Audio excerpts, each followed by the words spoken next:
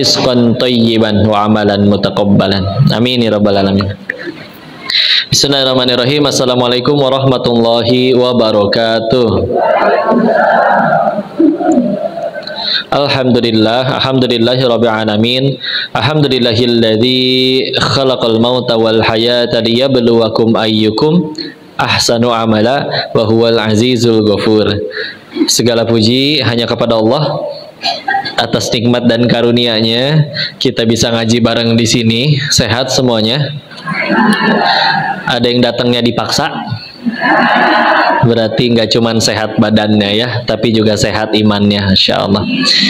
Semoga Allah tidak hanya kumpulkan kita di masjid ini, di sekolah ini, tapi juga kelak di dalam surganya, insya Allah. Salawat beserta salam semoga selalu tercurah kepada junjungan kita baginda Rasulullah Muhammad Sallallahu Alaihi Wasallam beserta keluarga dan sahabatnya, dan semoga Allah sanggupkan kita istiqomah dalam mengikuti sunnah-sunnahnya, insya Allah.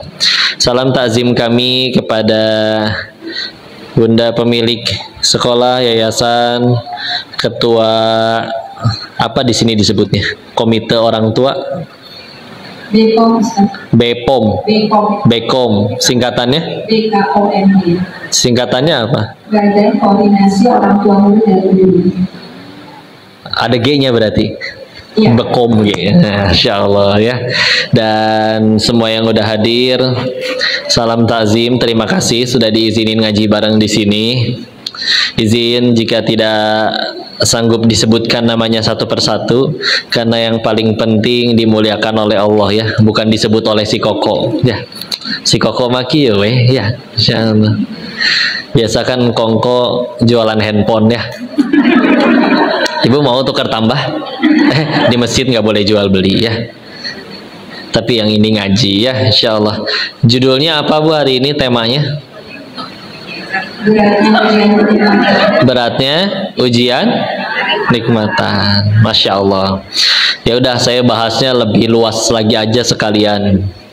Apa yang dimaksud nikmat atau musibah, kan lawannya itu ya. Dan juga gimana cara bedainnya, ini ujian atau mungkin azab sebetulnya ya. Karena kan kepahitan nih, kalau suka dapat kepahitan, misalkan apa, handphone hilang, ada yang nyebut mungkin ini hukuman dari Allah, tapi ada juga yang menyebut mungkin ini ujian dari Allah. Nah, bedainnya gimana, ayo ya. Jadi beratnya ujian kenikmatan, kadang-kadang definisi dari itu semuanya masih belum tepat ya. Apa itu nikmat, apa itu musibah pun masih harus diluruskan dulu sekali lagi ya. Ya, kita bahas satu-satu ya. Pertama, ada, kalau setiap kali kita dapat kepahitan, tadi kan pilihannya dua ya. Ini ujian atau hukuman. Ya kalau bahasa lebih ininya mah azab ya. Maka gimana bedainnya? Awalnya kalau kita berbuat salah, berbuat dosa, kan pilihannya cuma dua. Dosa itu, ujian itu, kepahitan itu, ujung-ujungnya cuma dua. Satu, gugurin dosa. Dua, meninggikan derajat. Ulangi, ini harus hafal ya. Kalau kita dapat kepahitan Bu, apapun ya Bu ya, entah ada tetangga yang mencaci, entah tempat kerjanya kurang nyaman, entah kepanasan, entah sakit, demam, apapun yang bikin kita nggak enak, jalan ke depan pintu sekolah, kelingkingnya nyenggol kursi atau batu, kalau itu sakit sama, itu juga termasuk kepahitan ya. Semua hal itu berujungnya cuma kepada dua. Satu, gugurin dosa. Dua, meninggikan derajat ya. Nah, kalau untuk menggugurkan dosa, itu dia yang namanya hukuman, azab ya. Jadi sederhananya, azab itu diundangnya oleh dosa ya. Jadi ngebedainnya di situ. Karena kalau sekedar kepahitan, nabi-nabi pada dapat kepahitan juga nggak Bu? Iya. Tapi masa iya karena dosa-dosa mereka Bu? Kan mereka mah terampuni dosanya, betul? Berarti kepahitan mereka bukan diundang oleh dosa. Nah, jadi tadi ketika dapat kepahitan nih mecah jadi dua.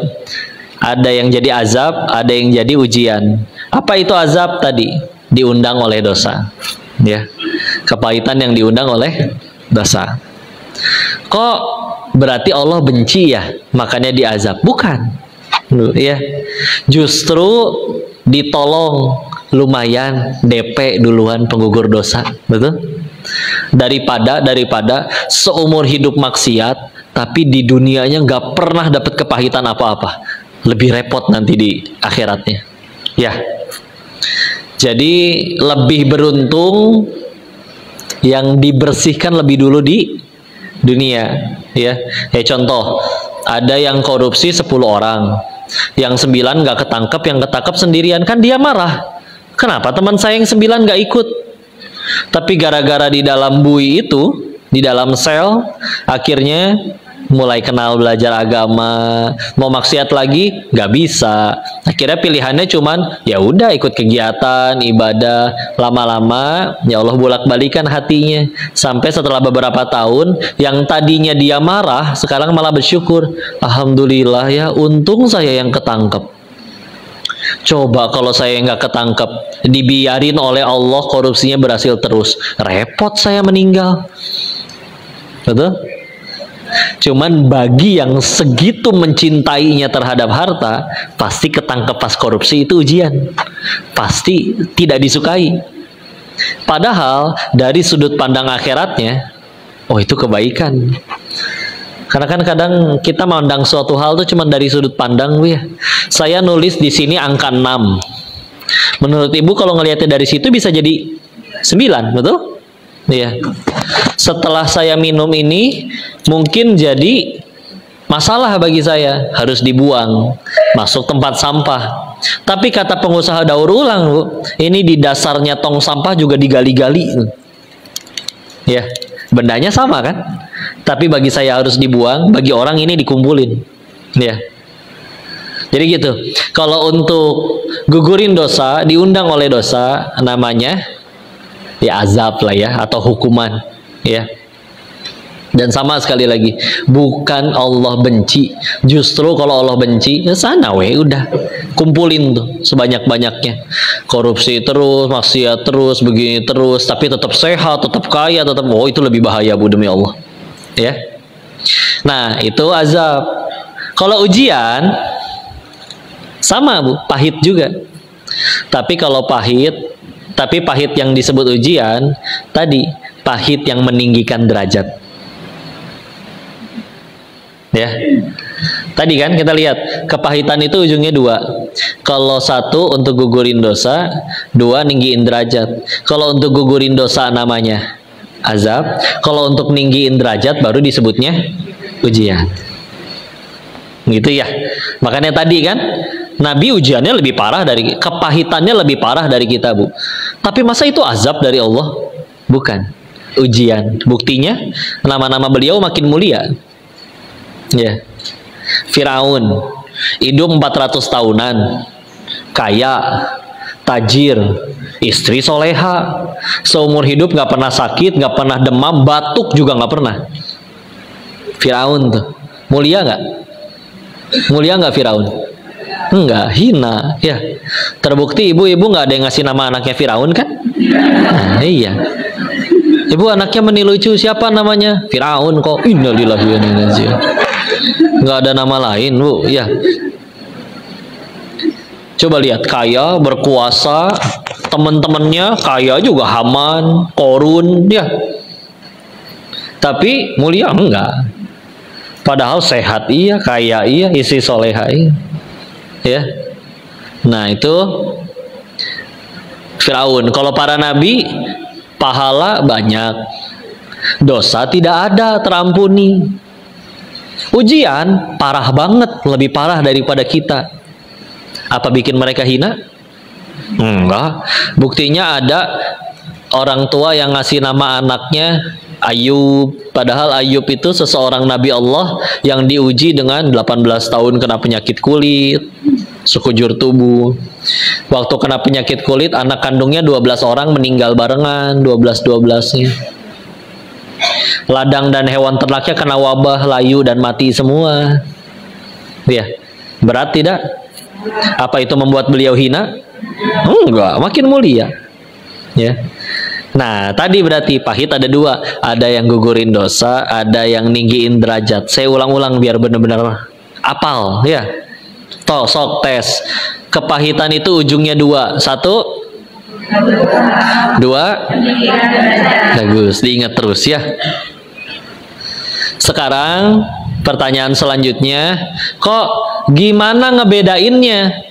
Kepahitan yang saya alami ini azab atau ujian sih? Gimana bedainnya? Kalau itu untuk gugurin dosa, dalam kurung azab, biasanya perih banget, ya, biasanya. Tapi kalau untuk ninggiin derajat, bagi orang yang ngalaminnya bisa jadi biasa weh, udah nggak gimana-gimana. Iya kan? Coba lihat para nabi. Ada gitu yang ngeluh, ya Allah gini amat sih jadi nabi, tahu gitu saya nggak mau gitu. Nggak ada yang ngeluh kan? Pundung gitu, pundung. Masa nabi pundung? Wahai Rasulullah, kenapa engkau tidak berdakwah hari ini? Bunga kemarin gak diledekin melulu. Masa begitu? Ya nggak akan besar Islamnya kalau nabi kita pundungan. Tapi enggak, beliau kepahitan lebih pahit, tapi udah weh gitu. Karena itu untuk meninggikan derajat. Iya, bisa terluka, bisa berdarah, bisa berkeringat, tapi nggak nyampe yang marah ke Allah, nyalahin Allah, nggak yang menderita lebih baik aku mati saja. Nggak ada yang kayak gitu, ya. Tapi kalau untuk gugurin dosa, perih, ya. Anak-anak muda misalkan, ya, diputusin pacar, biasanya nangis ya, termehek-mehek, sedih ya. Punten, bisa jadi itu emang untuk gugurin dosa, ya. Tapi bukan berarti nggak boleh nangis. Nangis juga ada dua, Bu. Ada dua nangis. Satu, ada yang nangisin masalah. Dua, ada yang nangisin dosa penyebab masalah. Beda nggak? Beda ya. Ulangi. Satu, ada yang nangisin masalah. Dua, ada yang nangisin dosa penyebab masalah. Kira-kira yang mana yang bikin pertolongan Allah datang? Nangisin masalah atau nangisin dosa? Kan apal, ya. Contoh, hei pemuda, kenapa kamu nangis? Iya kok diputusin pacar. Kenapa diputusin pacar nangis? 1 jam sebelum saya putusin, saya beliin pacar saya sekeluarga iPhone 15 Pro Max kok. Oh pantesan sakit hati ya. Tekor soalnya, ya. Begitu ya. Yang satu lagi juga nangis. Hei pemuda, kenapa kamu nangis? Sama diputusin kok. Tapi kenapa diputusin nangis? Karena selagi aku bersamanya, aku melupakan penciptanya. Gaya ya. Si Eta tetep nangis tapi ya. Tapi kan beda dong nangisnya. Ya Allah, dulu pacarku manggil tengah malam hujan-hujanan aku berangkat. Pencipta pacarku memanggil aku untuk menggapai kemenangan. Hayya 'alal falah. Artinya apa? Marilah kita menggapai kemenangan kan? Aku malah diem-diem aja, nggak peduli, masih tidur-tiduran. Ya, maka dari situ akhirnya dia sadari kesalahan dan kepahitannya itu untuk ngebersihin. Kapan kok dosanya bersih? Lihat aja nanti. Orang bilang waktu menyembuhkan, betul? Padahal bukan waktu yang menyembuhkan. Sejatinya ketika nanti udah nggak sakit lagi, punten, bisa jadi karena dosanya udah bersih, terhapus oleh rasa sakitnya. Iya kan? Rasa sakitnya punya motor dipakai maksiat, daripada dipakai ke masjid lebih sering dipakai maksiat. Hilang motornya. Hari pertama hilang motor sama 10 tahun setelah hilang motor kan beda perasaannya. Ya. 10 tahun mau mungkin udah tobat lagi, udah ibadah lagi, ya udah biasa aja. Malah diketawain. Kamu tahu nggak? Dulu saya hilang motor, gitu kan? Beneran Bu. Waktu masih di Thailand Bu ya, izin cerita. Ngeliat rekan-rekan di sana yang lebih senior lagi pada ketawa cekikikan. Saya nimbrung duduk. Saya ngedengerin apa sih yang mereka bahas. Ternyata mereka lagi bahas pengalaman waktu mereka digerebek polisi. Kenapa keketawaan, kata saya teh? Karena ya gitulah Bu, masa lalu sepahit apapun kalau udah lewat cuman jadi cerita lucu bagi kita. Betul nggak sih? Siapa yang dulu waktu SD pernah keluar di celana? Iya. Mungkin di hari itu, malunya luar biasa Bu, panik, gelisah, diledekin teman-teman satu kelas. Sekarang udah diketawain aja, ya. Nah ini mereka ngomongin tentang, jadi ceritanya rebutan siapa yang disuruh beli makan.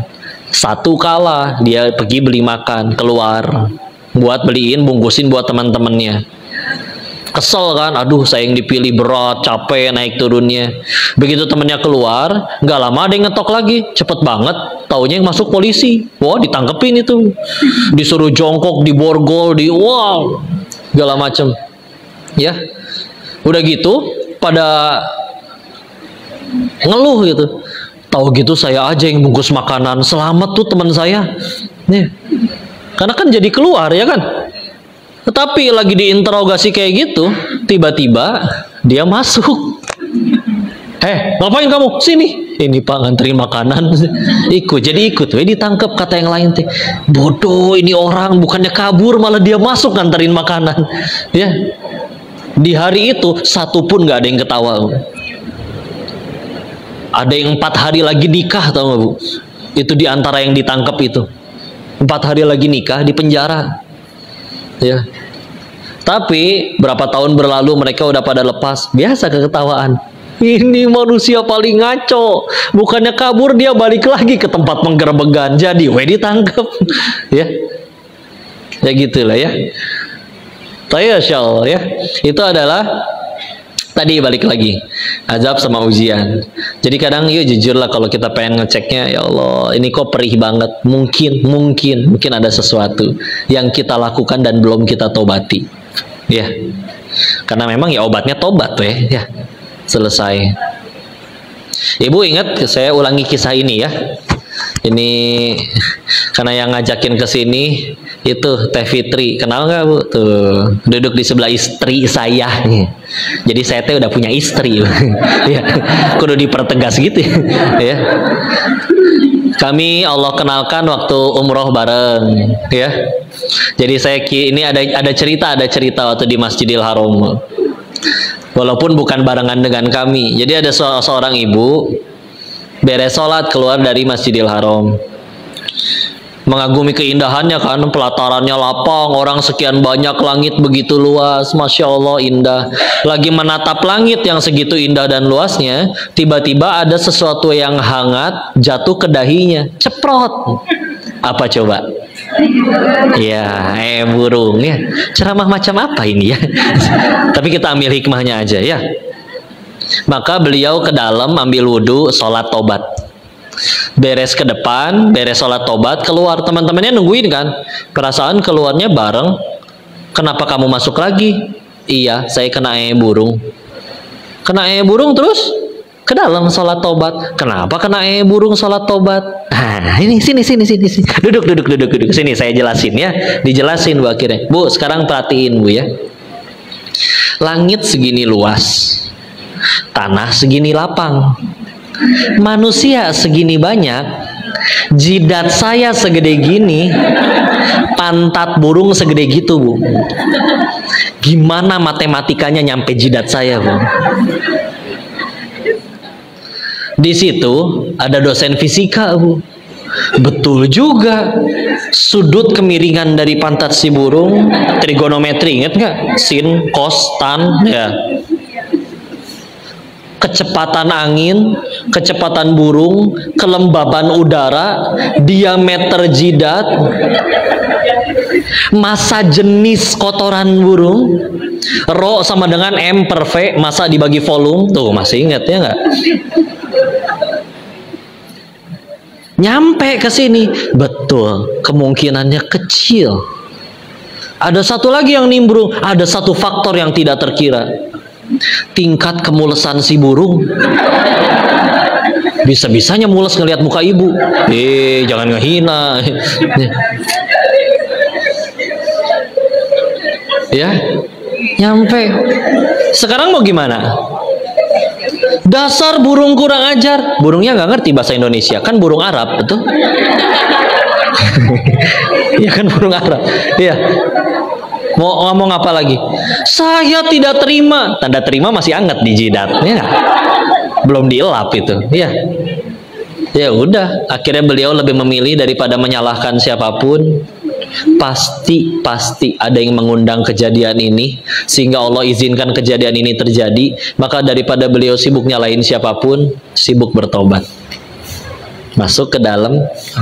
Ya, gitu hikmahnya. Ya, kan kadang orang, punten ya, ini salah satu sifat buruk yang harus paling dibuang. Ada jenis-jenis orang yang kalau terjadi sesuatu, bukannya sibuk perbaikin diri, tapi malah sibuk nyalahin orang. Misalkan nih, ibu di apa tadi namanya? Bekom, ya. Misalkan ada suatu masalah, pasti ada aja jenis yang bukannya sibuk, malah ini siapa yang salah sih? Begitu udah dapat siapa yang salah, tuh kan udah saya bilang.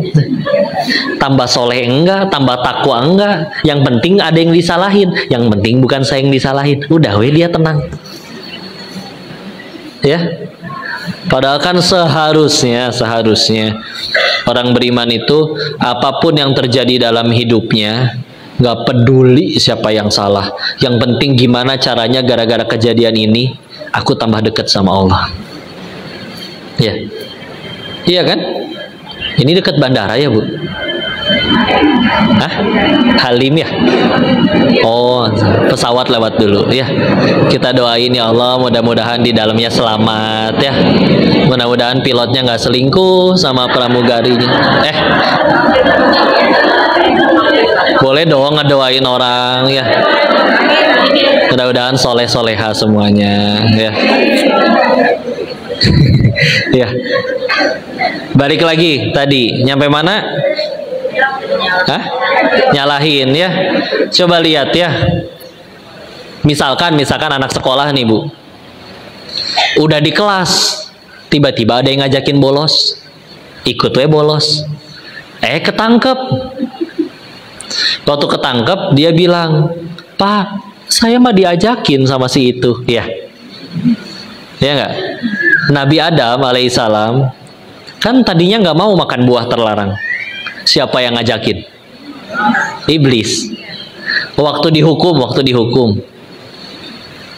Kan umumnya orang biasanya, ya Allah, pan engkau tahu saya mah diajakin, dia yang dihukum, kenapa saya juga kena? Kalau Nabi Adamnya orang Sunda ya, tapi kan bukan. Ya. Tapi enggak kan?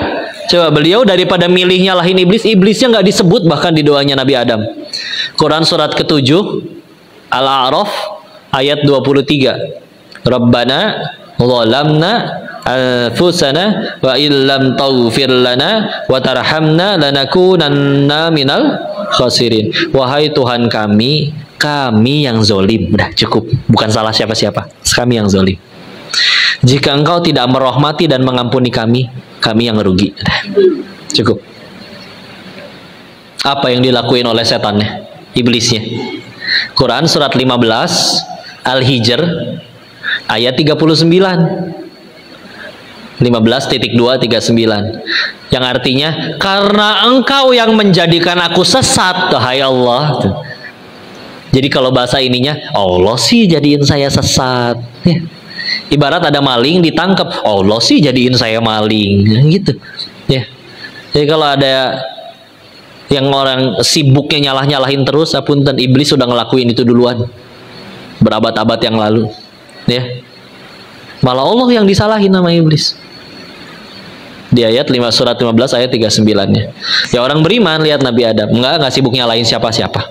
Saya yang salah, udah cukup. Dan yang penting gimana caranya dari kejadian ini saya tambah dicintain Allah, udah, gak peduli yang lain mau siapa yang salah kek, saya yang salah, udah, sibuk aja perbaikin diri. Ya. Nabi Yunus juga begitu alaihissalam. lelah mendakwahi umatnya menipada bandel, tinggalin weh. Naik kapal, kapalnya kayak kelebihan muatan, harus dibuang salah satu muatan, sampai semua muatan udah dibuang, tinggal orangnya. Yuk kita korbanin. Gak ada yang mau sukarela kan? Diundi, keluarnya Nabi Yunus.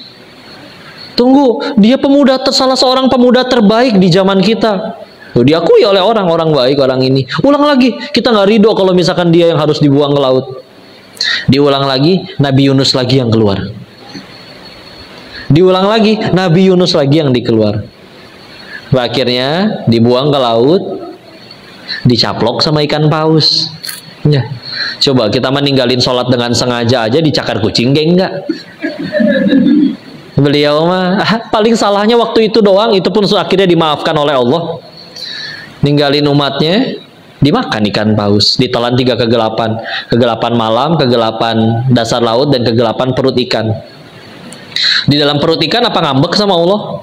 Ya Allah, kieu teuing atulah ujian teh. Ya kan beliau bukan orang Sunda juga ya. Ya Allah, kan saya teh nabi, masa gini-gini amat? Enggak. Doanya Quran surat 21 Al-Anbiya ayat 87. Surat 21 Al-Anbiya ayat 87. La ilaha illa anta subhanaka inni kuntu minadz zalimin. Tiada ilah selain Engkau, maha suci Engkau, sesungguhnya saya yang zolim. Nah, cukup. Bukan salah siapa-siapa, saya yang zolim. Nah, mau nyalain umatnya, nyalain apa? Oh enggak, orang beriman gak sibuk nyalain orang, sibuk memperbaiki diri. Ya. Sehingga lihat, kepahitan itu bukannya membuat beliau jatuh dalam kehinaan, tapi kan naik derajatnya. Ginilah orang makin banyak dapat tes, baik itu ujian sekolah, ujian sertifikasi, ujian di kampus, ujian di apa, makin banyak prestasinya, betul? Karena ujian kan naikin derajat, betul? Coba, anak ibu udah belajar dari kelas 10, 11, 12, semua kitab sudah dikhatamkan, tapi nggak mau ikut ujian, bisa lulus nggak? Ya enggak kan? Jadi yang pertama juga jangan alergi sama kepahitan, sama ujian. Karena bisa jadi gara-gara kepahitan itu ya kita naik tingkat ya. Contoh ya, pandemi musibah bukan? Sepakat ya. Ada kawannya ayah saya sebelum pandemi bangkrut, semua dijual-jualin, tinggal 100 juta, padahal besar tadinya bisnisnya. Besoknya lockdown, PSBB, terus pikirannya bagus, oh enggak, ini orang makin banyak kesulitan, pasti banyak kebutuhan, tinggal saya sediain kebutuhannya. Maka dia dorong semua modalnya jadi modal untuk jadi pengusaha masker pertama di Kota Bogor. Nggak nyampe 6 bulan 100 jutanya udah jadi 800 juta.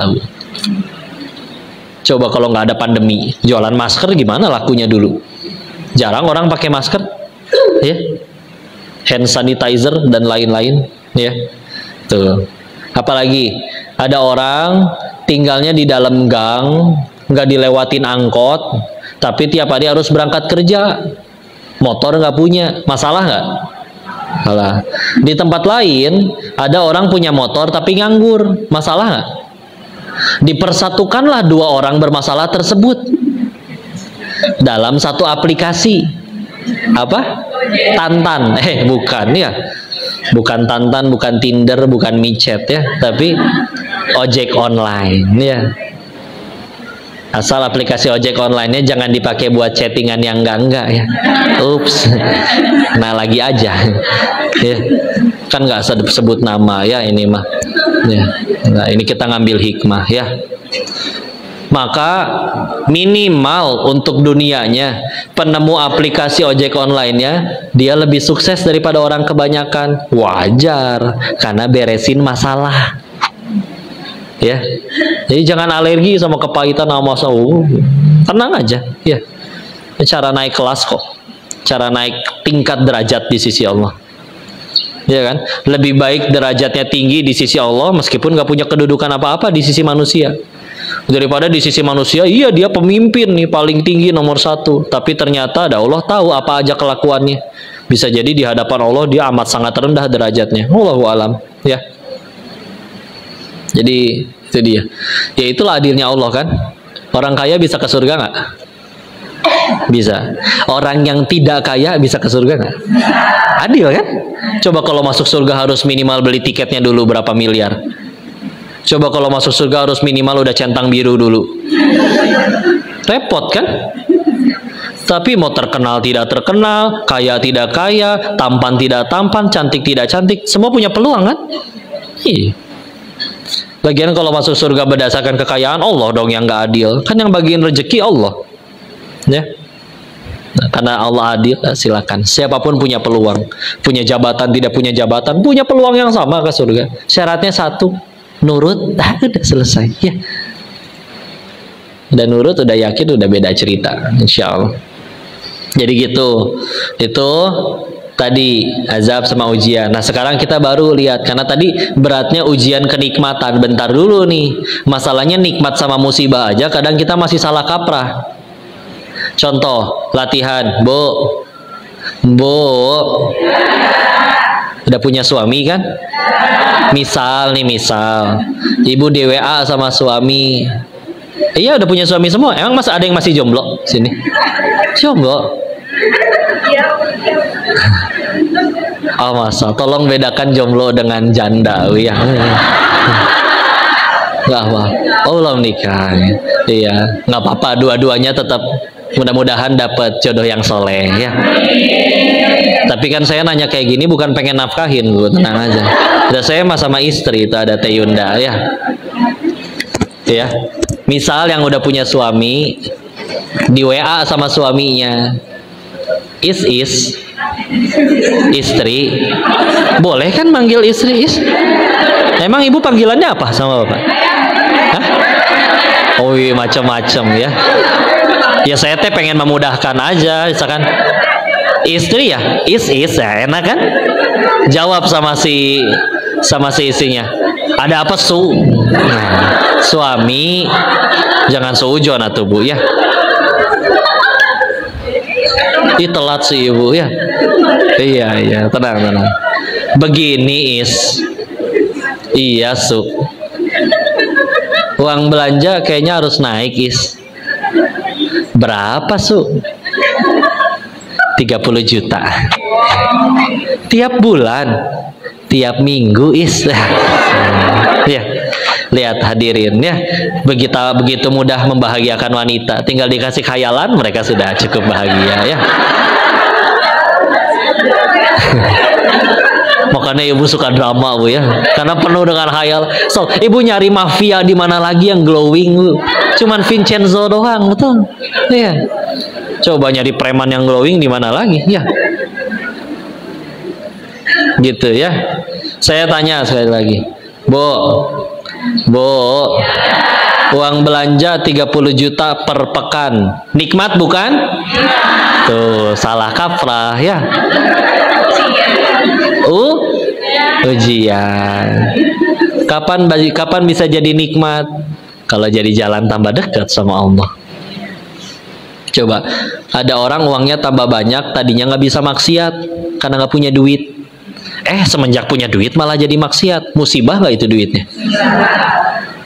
Jadi yuk sekarang kita lurusin. Apa itu nikmat?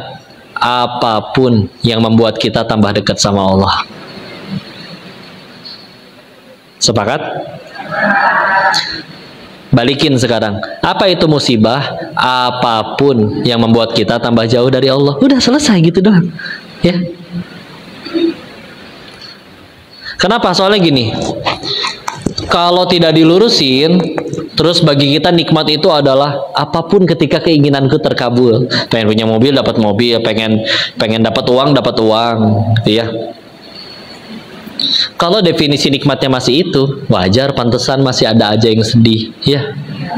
Karena sejatinya itu belum tentu jadi nikmat. Apalagi kalau malah jadi jalan tambah jauh dari Allah, betul? Sebelum punya jabatan nggak sombong, pas punya jabatan jadi sombong, jabatannya musibah itu demi Allah, ya. Coba orang lain bukan nggak punya jabatan, tidur doang. Pemimpin punya jabatan, ada kemaksiatan yang harusnya bisa dia cegah tapi tidak dia cegah. Demi Allah dosa jariahnya ngalir tuh ke pemimpinnya. Punya kesempatan buat cegah tidak dicegah, atau bahkan malah dia yang menyalahgunakan jabatannya. Repot tuh. Tidur malah dapat dosa. Hanya karena dia membiarkan sistem yang zolim misalkan. Ya, jadi gitu ya kelihatan ngelihatnya. Jadi berarti kalau kayak gitu, kalau nikmat itu adalah apapun yang bisa membuat kita tambah dekat kepada Allah, maka apapun bisa jadi nikmat tuh. Bisa. Tadi duit tambah banyak bisa jadi nikmat, bisa. Tinggal dijadiin jalan tambah dekat sama Allah. Ya. Motor hilang juga bisa jadi nikmat kok. Bisa, semenjak motornya hilang dia jadi rajin ke masjid. Dulu waktu ada motor perginya nggak ke masjid soalnya. Ya, nah udah gitu sederhana. Ya. Ini kalau misalkan selalu sekedar nikmat itu, bahagia itu adalah ketika keinginanku terkabul. Masalahnya, kata siapa keinginan kita tuh selalu baik buat kita? Siapa di sini yang doyan sop buntut ada sumsumnya, wah diseruput tuh itu, wah justru itu Bu yang bikin kolesterol, betul Bu?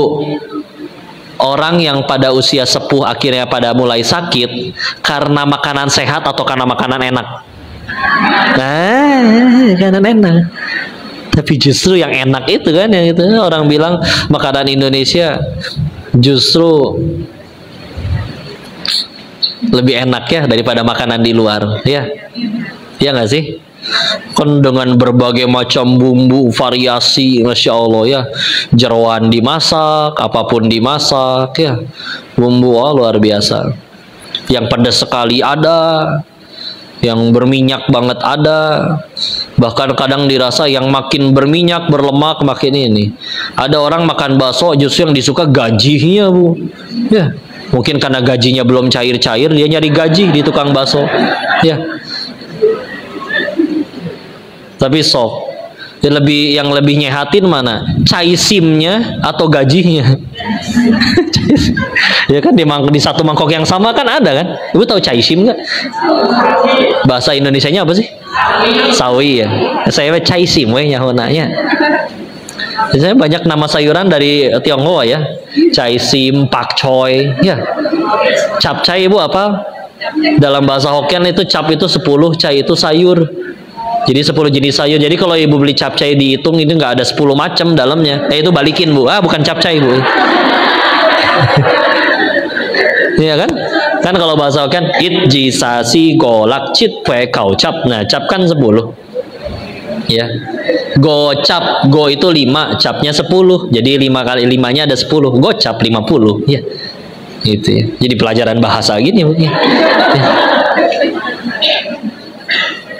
Ya kan? Kata siapa yang kita suka itu selalu baik buat kita. Anak-anak juga ngerasanya, aku senangnya makan coklat, permen, es krim tiap hari. Coba dimakan tiap hari. Sakit gigi nggak? Pas anaknya udah sakit gigi, tapi masih minta permen, ibu kasih nggak permennya? Enggak, anaknya bisa ngambek. Mama pelit, beli gelang emas aja bisa. Masa permen doang aku nggak dikasih? Aku mau minggat dari PAUD. Gimana minggat dari PAUD? Tetangganya ngelihat, ibu kan kaya Bu, masa permen aja nggak dikasih Bu? Ibu benci ya sama anak ibu. Ibu nggak ngasih permen karena benci atau sayang? Sama. Jadi kalau ada doa ibu yang lagi nggak dikabul, bukan Allahnya benci Bu. Karena kata siapa itu jadi kebaikan buat kita, belum tentu. Ya. Udahlah. Makanya lama-lama kalau orang sadar tentang itu Bu, lama-lama doanya berubah Bu. Mungkin dia mulai sholatnya gara-gara ya Allah mobil, ya Allah tas, ya Allah tetangga saya udah ganti yang baru. Masa boleh tahu Bu? Nggak apa-apa, alhamdulillah mintanya masih ke Allah daripada minta ke suami orang, ya nggak? Ya Allah tas, ya Allah. Jadi kalau misalnya tetangga ngelihat tetangga punya tas baru, jangan dijulitin. KW paling punya mertuanya. Suka minta, ya Allah tas, ya Allah sah. Walaupun banyak doa yang lebih baik, minta husnul khotimah, minta hidayah, ya. Tapi ya ketika akhirnya dia udah ngerasain, ya Allah, ternyata ya Allah, nikmat itu adalah ketika aku dekat denganmu, tambah dekat.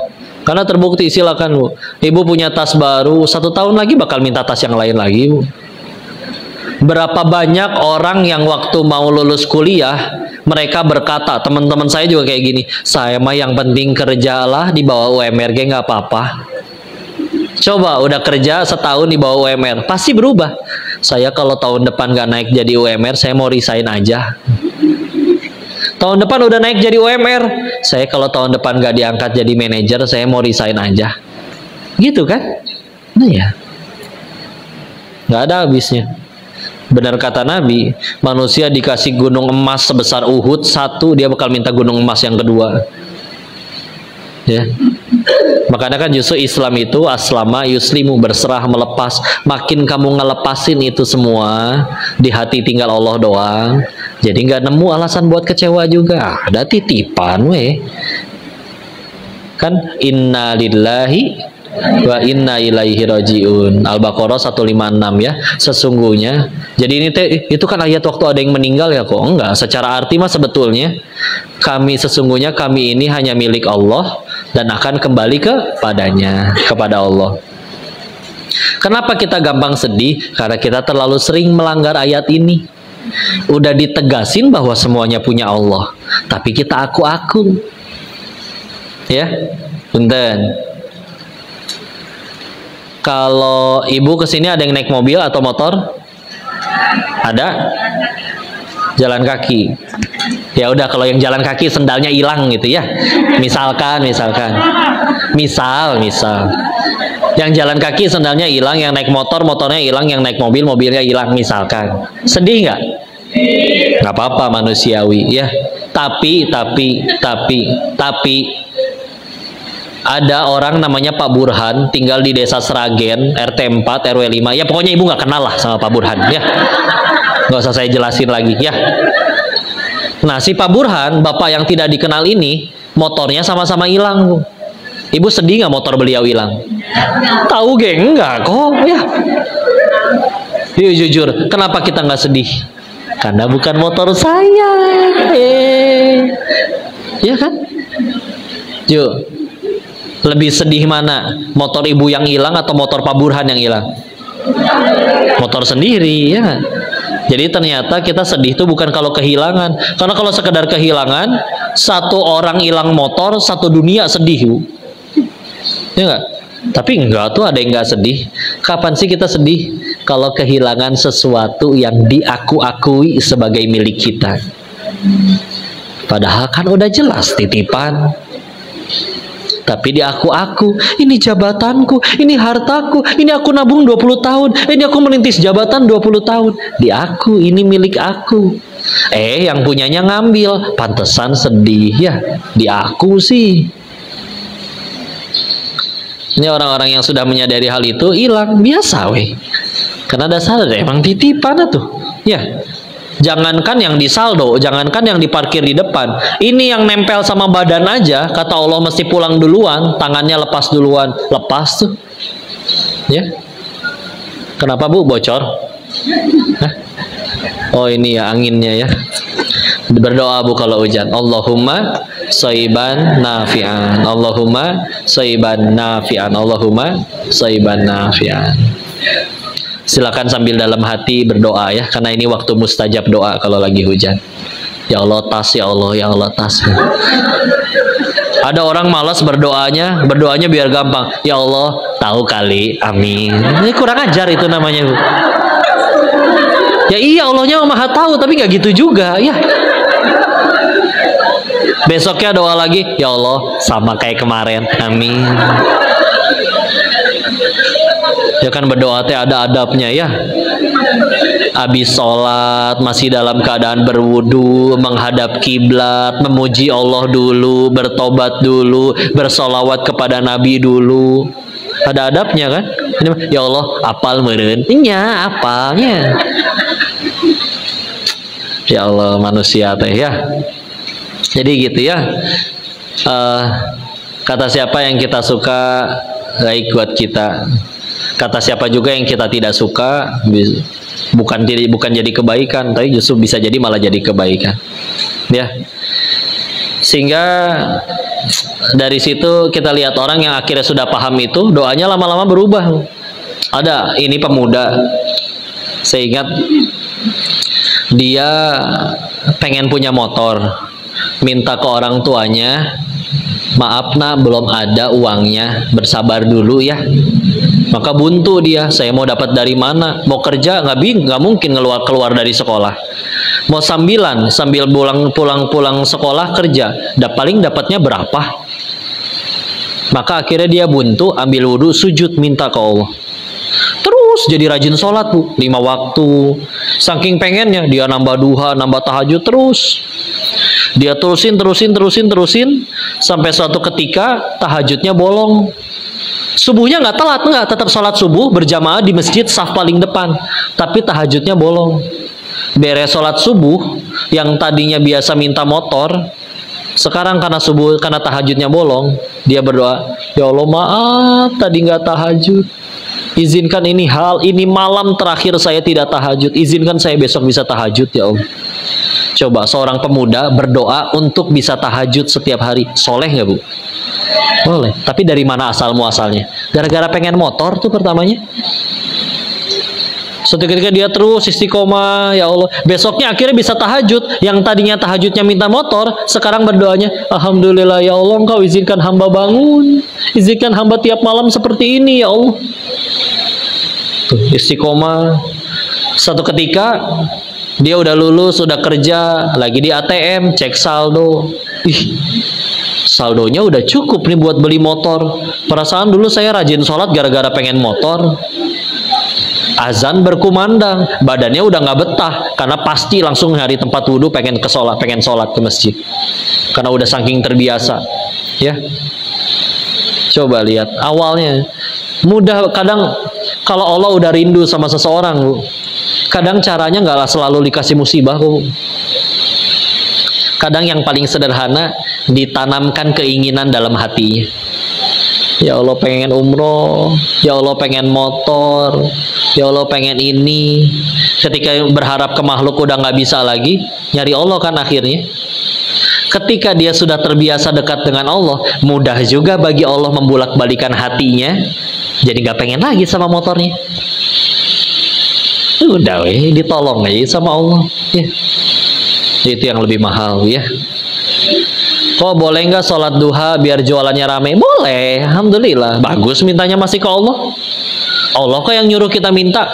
Surat 40 Ghafir ayat 60. 40.2 60. Ud'uni astajib lakum. Mintalah padaku, nanti aku kabulkan. Kita disuruh minta ya. Tapi terusin sholat duhanya sampai nanti hati kita berubah, ya Allah ternyata bisa sholat duha ini nikmat yang lebih mahal daripada sekedar toko saya rame, daripada sekedar jualan saya laris. Apa artinya makin laris malah makin ninggalin sholat, betul? Waktu dagangannya belum laris rajin, giliran mulai rame dientar-entar sholatnya ya. Berarti hati-hati, takutnya tidak jadi nikmat itu toko ramenya ya. Sengaja Allah tidak bikin rame karena mungkin kita belum siap kalau toko rame tetap jaga sholat tepat waktu ya.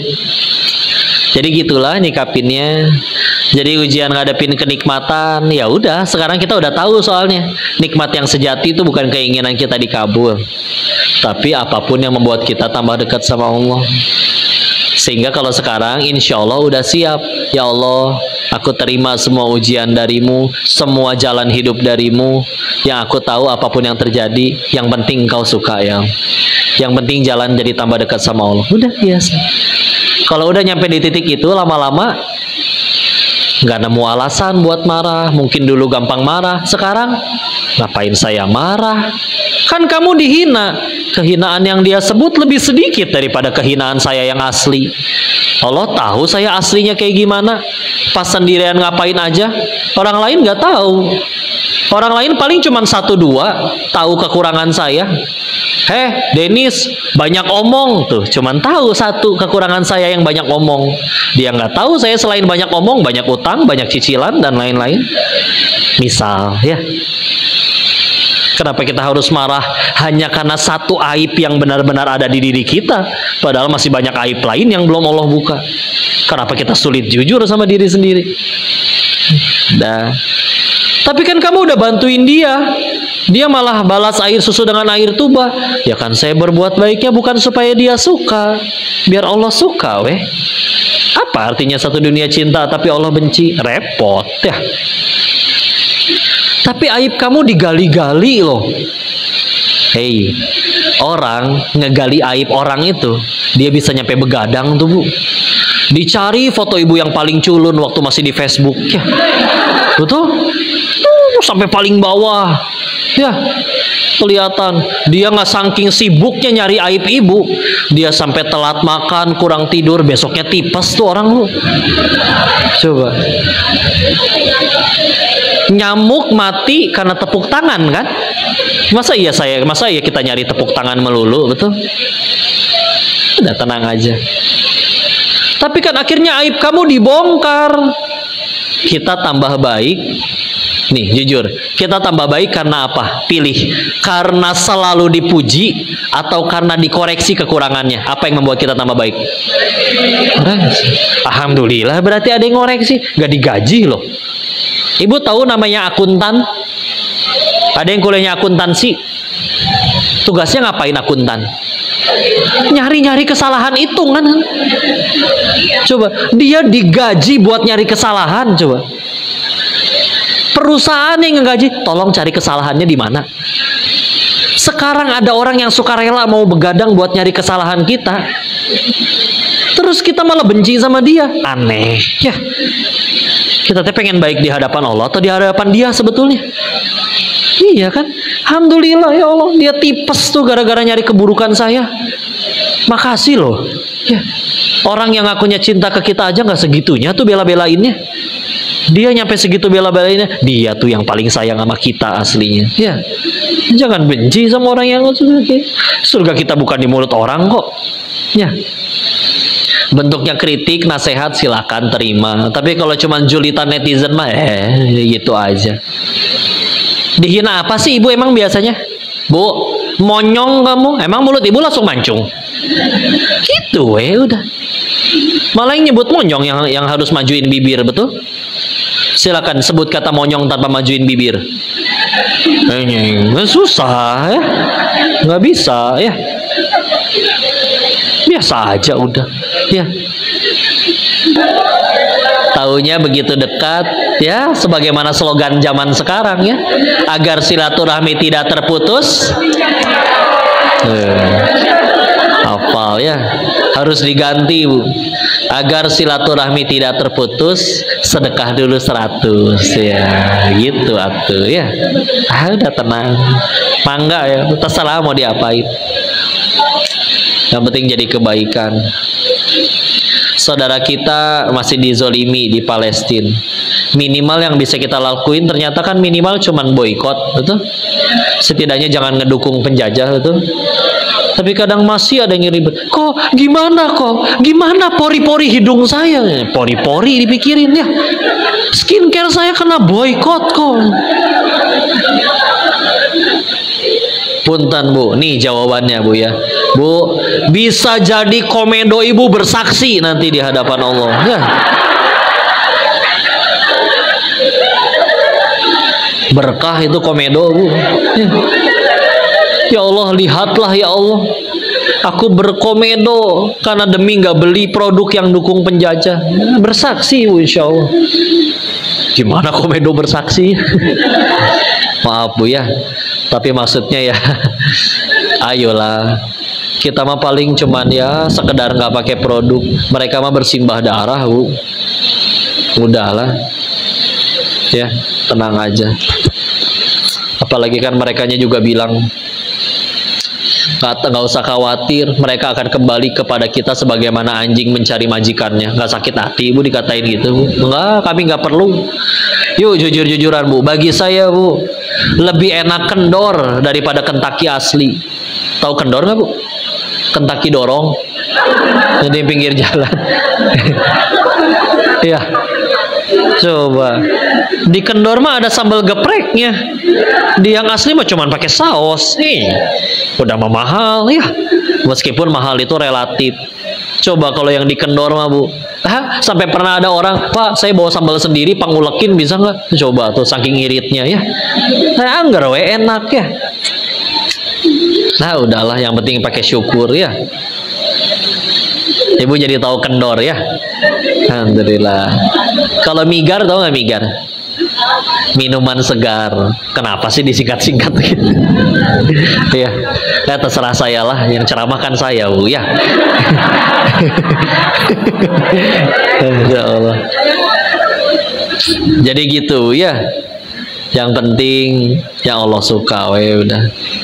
Apa sih artinya seluruh kehidupan kita dikabul, semua keinginan kita suka, tapi Allah nggak suka, kan ribet ya. Bahkan suka ada pelajaran-pelajaran loh Bu ya. Mana Teh Yunda tadi?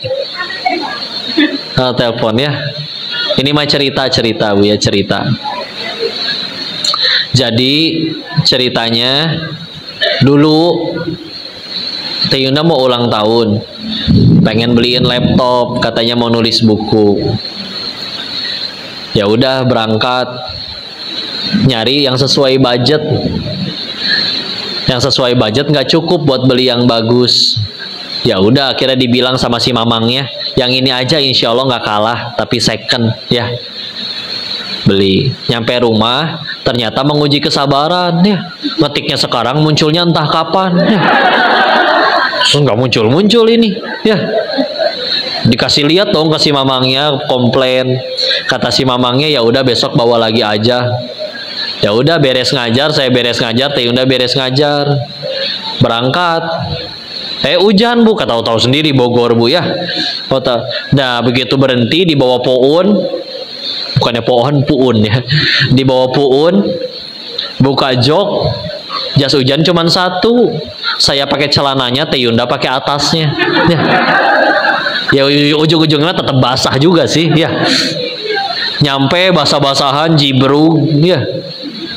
Ngerti jibruk nggak? Ya itu basah kuyup ya. Bahasa saya lagi Bu ya. Terserah saya welah ya.